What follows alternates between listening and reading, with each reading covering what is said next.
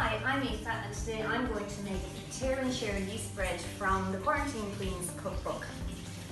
So here I have all my ingredients laid out. I have 500 grams of strong flour, 15 grams of sugar, 10 grams of salt, 10 grams of yeast, 60 grams of butter, which is quite a large amount for a yeast bread, 60 grams of eggs and 210 mils of lukewarm tepid water. I usually do 2/3, a third, 2/3 cold with 1/3 boiling water, and it just gets it to the perfect temperature. I have my bowl and sieve here, and I'm just going to sieve the strong flour. I'll get all of that in there. So for our yeast bread, we use strong flour because of its high gluten content, and the gluten basically gives greater elasticity to the dough. Now, next I'm going to add in my 60 grams of butter, and I'm just going to rub that in with my fingertips.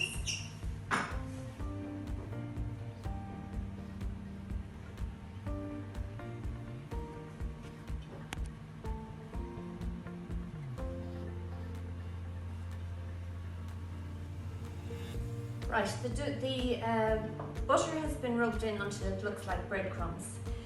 This contains 60 grams of butter, which is quite a large amount in a yeast bread bake, so I'm adding a little bit of extra yeast today. So I'm just going to wash my hands again, sorry.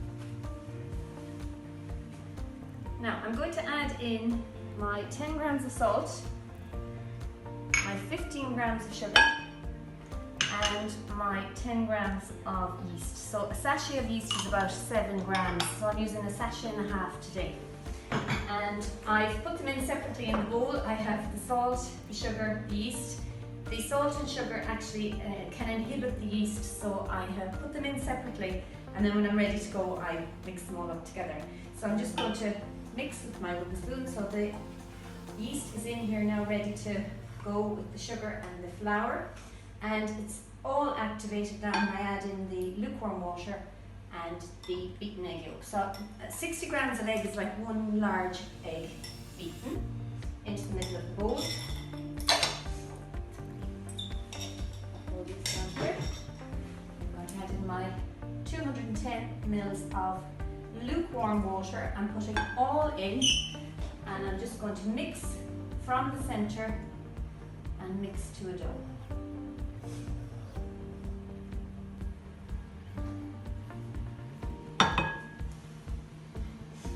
Now, once I've brought the dough to this stage, I like to get my hands into the bowl to mix the dough together and make sure I get all those lovely ingredients bound together with the liquid, and to get that lovely warm water activating that yeast, and to get that gluten moving and developing. Okay, so now I'm just going to turn it out onto my work surface here. No flour just yet. And I'm just going to start to knead it. Now, when I'm kneading, I usually bring it down from the top into the middle and press. I've been kneading this now for 10 minutes, so we have a nice smooth dough, and you can see what it looks like now in comparison. So I'm just bringing that together, turning it over, like so, and I'm going to pop it back into the bowl that I made the dough in. I have 2 layers of cling film laid out here. I'm just going to squeeze a little bit of oil onto the cling film, and then I'm going to pop that over the surface of the bowl, and this stops skin forming on the dough while it's proofing. So I'm going to leave the dough now for an hour until it doubles in size, whichever happens first. I've been doing some baking here already in the kitchen this morning, so the kitchen is warm. I'm going to leave it sitting on the top of the stove, and I'll come back to it in an hour. Welcome back. The dough has been proving for an hour, so the yeast has been fermenting away, producing carbon dioxide, stretching the dough has risen and doubled in size. So I'm going to take it out now. It's full of large air bubbles that we don't want in the dough, so we're going to take it out here. I'm going to knock it back. So I'm going to knead it for 2 minutes, and during that time, we're just going to knock out all those large air bubbles. So I've rolled it into this sausage shape here for my tear and share bread. I'm going to have a guesstimate at it. It's 46 grams. So I'm just going to cut it into 4, and we'll go roughly 8. So we'll just see on the scales, 49 grams. So I'm going to be particular for starters, and we'll see how we're getting on. 46 grams exactly. Now I'll just show you how to do one for the moment, because you're not going to watch me making 17 of these. So again, no flour. So I'm just going to take my little ball of dough and I'm going to knead it with my fingers. Okay, like that. And I'm going to pucker it in at the base. So this now is the upside of my bread roll. So I'm going to dip it into the egg wash. Now this is basically 1 egg with a dash of milk and beaten together. So dip it into the egg wash, dip it into whatever seeds you like. So I'm going to go with this for my center bread roll, and I'm going to sit it then into my tin.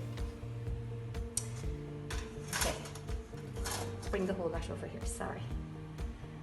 Now, I'm going to repeat that now 16 times until I have all of my bread rolls, so you can come back to me when I've that done. Okay, so I've gotten it to the stage now where I have 15 rolls in an oiled springform tin. You can freestyle it and just put it on a flat baking tray. I like to put it into a greased springform tin, and these are even starting to grow a second time already. So I've 6 different types of seeds. These are just 5 seeds and some flour. These are just seeds that I had. I have poppy seeds, chia seeds, sesame seeds, sunflower seeds and linseeds, but you can use whatever seeds you want. You can use caraway seeds, or you can use polenta with this also.